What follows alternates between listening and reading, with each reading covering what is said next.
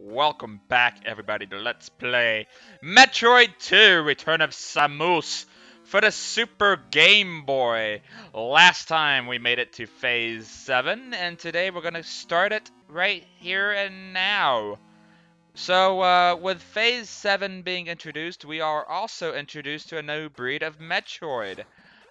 We've been seeing the Gammas and the Alphas for quite a while, and admittingly, it's been a while since we've seen anything new, so thankfully we're just now changing up the formula. The way Phase 7 is structured is that the Chozo temple area itself is kind of in the center of the phase, while um, all across the area you have like different branching paths leading to the Metroids themselves. So, um, yeah, it's not like the other areas where they kind of separate the Chozo ruins from the Metroid breeding grounds, but rather, like, all of the Metroids are in kind of their own separate ordeal slash location, if you get my drift. So, in other words, you really need to search every nook and cranny here to make it far within Phase 7. And this is also the last area where you get the rest of the collectibles and expansions. So if you missed any before going into Phase 8, then chances are you need to revisit the areas you've been through previously in order to 100% the game from there. Because you will not be finding any new upgrades or expansions in Phases 9 and 10. Or 8 and 9, rather. But yeah, the Zeta Metroids. They're kind of annoying in the sense that, I was already kind of bitching that the Alpha and Omega, well, not the Alpha and Omega, but the Alpha and Gamma Metroids had these kind of erratic patterns in how they moved.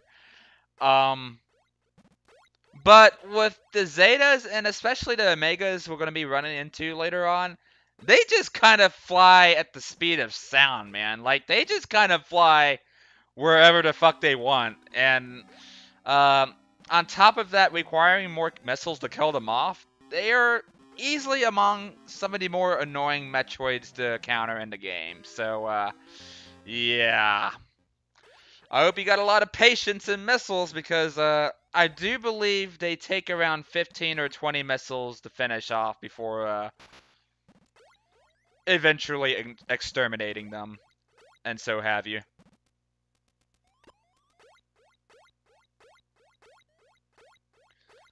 And, yeah, there's not really too many Metroids in this phase, honestly. There's about 4 Zeta Metroids, and the rest of them are Gammas, to my knowledge. And it's weird, too, when I think about it, because this is the only area in the game where you do run into Zeta Metroids. It's like, the other areas had this tendency to kind of blend in, like, the Gamma and Alpha Metroids together, but no, this is, like, the only time you ever see Zeta Metroids in the entire game, and I thought that was kind of weird. I don't know why I noticed specific little details like that, but that's just the kind of guy I am. And if you can't already tell, you do need the space jump to make this hallway here a bit more manageable. Oh boy, I can't say the simplest of terms today. But yeah, you don't want to run into those spikes, otherwise you're going to be in a world of hurt.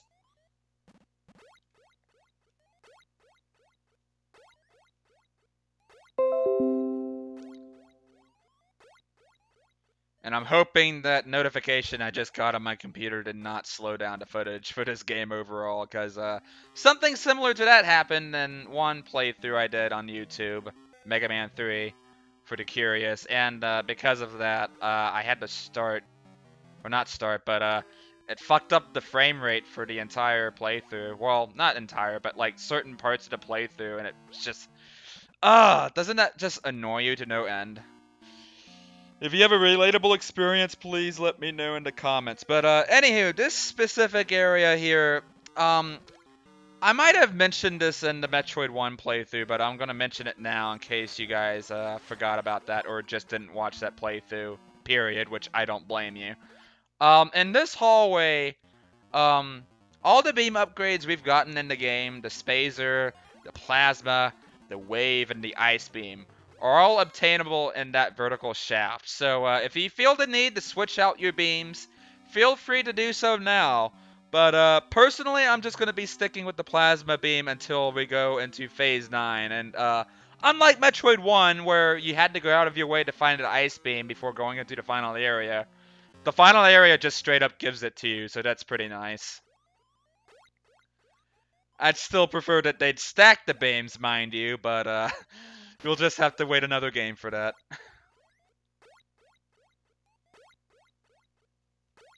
I never did like how the space jump in this game works. Like, I'm so used to how it works in Metroid Fusion and Zero Mission, seeing as I played those games first, before I got into Super and Metroid 2.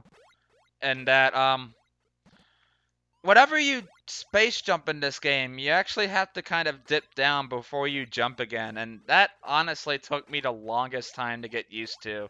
I don't remember if it was this game or Super Metroid specifically, but man, having to go through that for the first time and just having to kind of get used to the space jump mechanics overall definitely felt a bit out there. Anywho, I completely missed the missile expansion up there.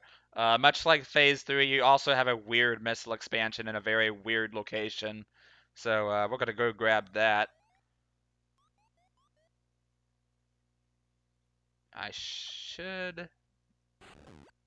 Yeah, there you go. There we go.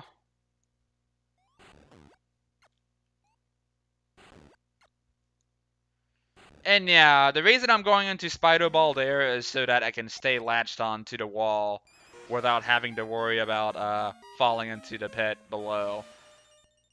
Or, you know, just off of the vertical tunnel I'm going through to begin with. But yeah.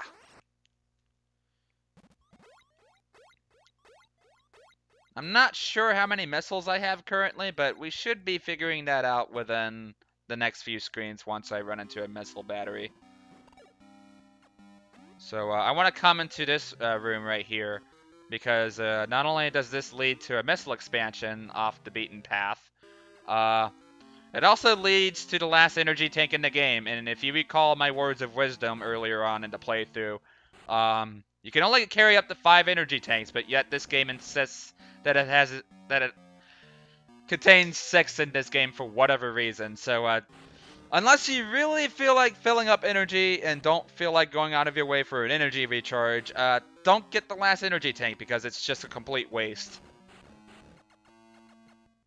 What's kind of annoying about this dark tunnel too is that you have to kind of like bomb your way through to like find specific areas where you can actually tunnel through, and that's kind of obnoxious.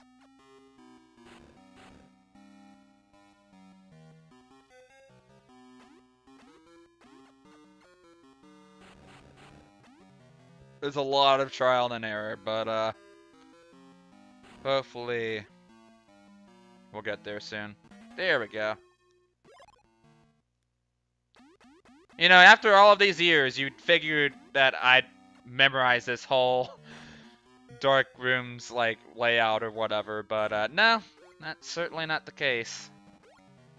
But if you're still trying to get the energy tank, you basically just want to keep going until you find the light above, like I just did, finding the exit, and then...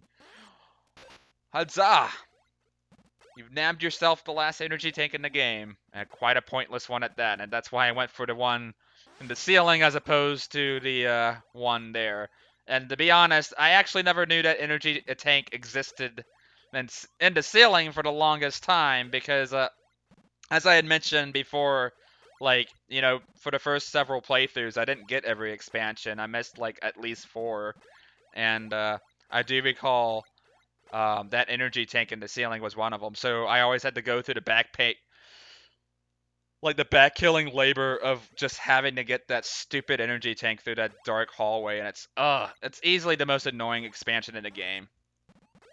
I hate it so much.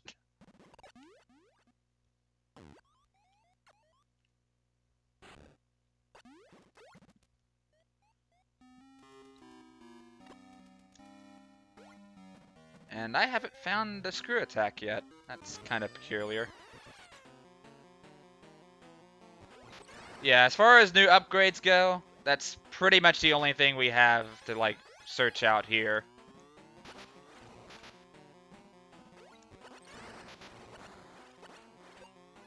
And you can't shoot these things from below either. You have to hit them from the front or back. And, it's just aggravating.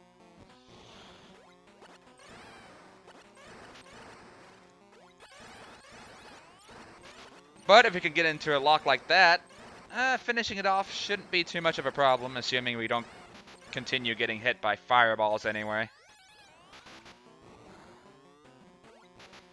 That thing almost dragged me to the ceiling. And I would have had to start the damn fight over again. Oh, boy.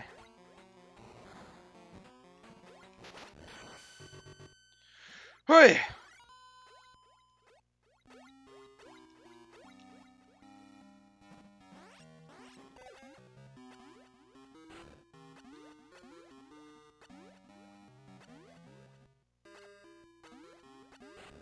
So yeah, you want to come into here.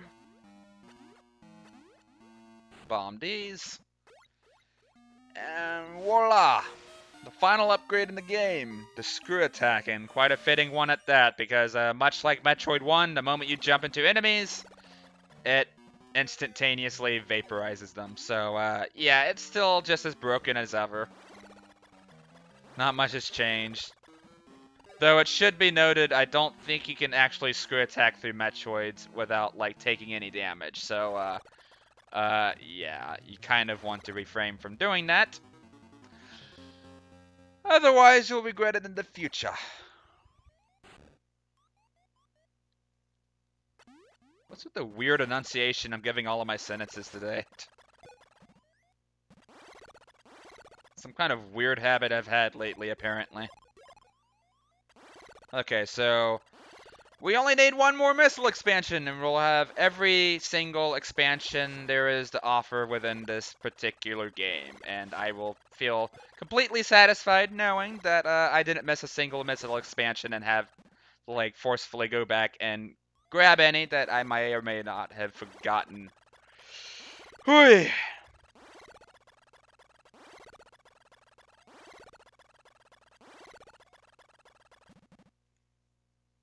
And I am fucking up my jumps today. Jesus.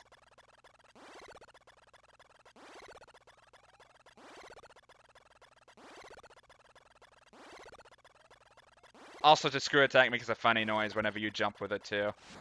So, tee.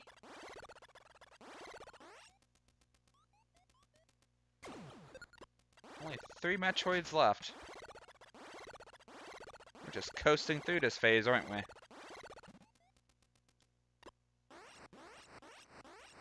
Ain't that just a swell combination, a Metroid in the sands? Thankfully, it's a Gamma Metroid, but, you know. I wouldn't count out the possibility of there being a Zeta Metroid in the sand. Because that is definitely something this game would more or less pull off.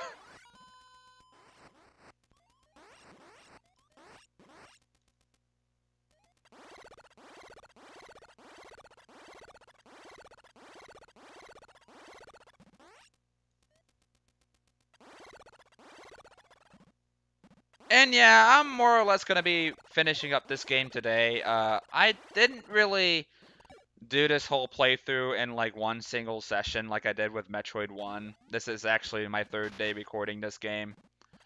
Once you get towards the tail end of the game, you start to run out of, like, new things to talk about. And granted, there are some new oddities to, like, run into along the way, I suppose, but I made the mistake of, like, talking about all of that in advance, and I kind of regret that.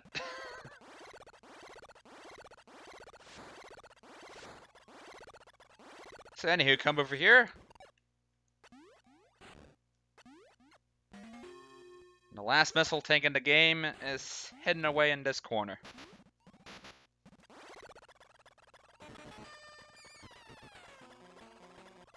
They just had to put the Gamma Metroid in the most awkward position ever, huh? Ow.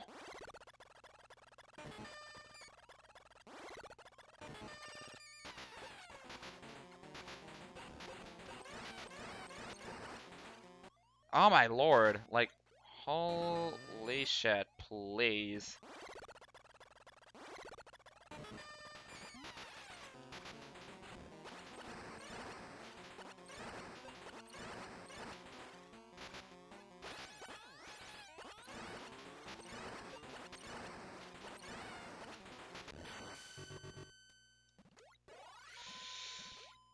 I don't know why AM2R thought it was a good idea to like reuse this layout for one of the Metroids you run into in the same area over again. It's like, ugh. It was never a good design choice to begin with, like putting Metroids with erratic like flight patterns in an area with suspended platforms. Like, ugh, it's just like the worst kind of space you can possibly fight a Metroid in. And with that, we have but one last Metroid to kill off.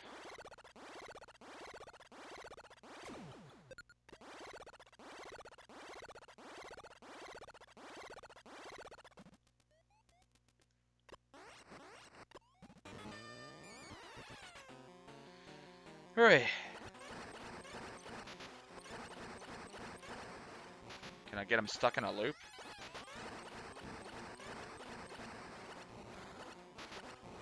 Oh, sweet Jesus. Come on. Come on.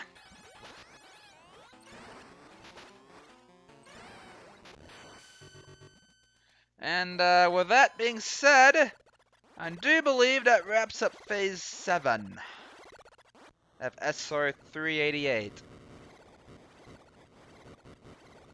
And we've gotten all the upgrades there are to find within this said planet. So, yeah, we're pretty much closing in towards the tail end of the game. Tail end of the game here, folks.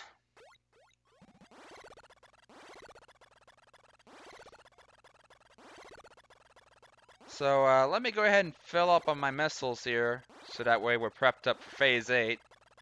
Because Phase 8 has no missile batteries or energy recharges to speak of. So once you go in, you better hope to God you can conserve every last missile expansion or bit of ammunition you can spare going into that said phase. Because without that, you're not going to last very long against the Omega Metroids, that's for sure. Unless you're a speedrunner, then go fuck yourself. Otherwise, let's go ahead and take care of this.